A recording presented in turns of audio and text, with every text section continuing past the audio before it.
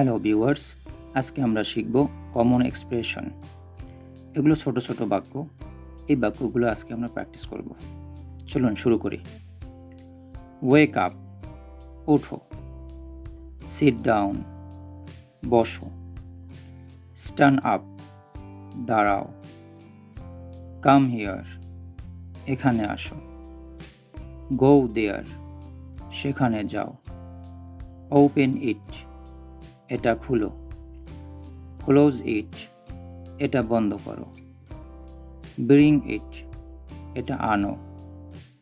Take it, এটা নাও। Keep it, এটা রাখো। তাহলে এবার তোমরা এই ভিডিওটা থামিয়ে এই যে 10টা কমন এক্সপ্রেশন, ছোট ছোট বাক্য, এগুলো বারবার প্র্যাকটিস করো, তাহলে তোমরা এগুলো শিখতে পারবে। ধন্যবাদ সবাইকে।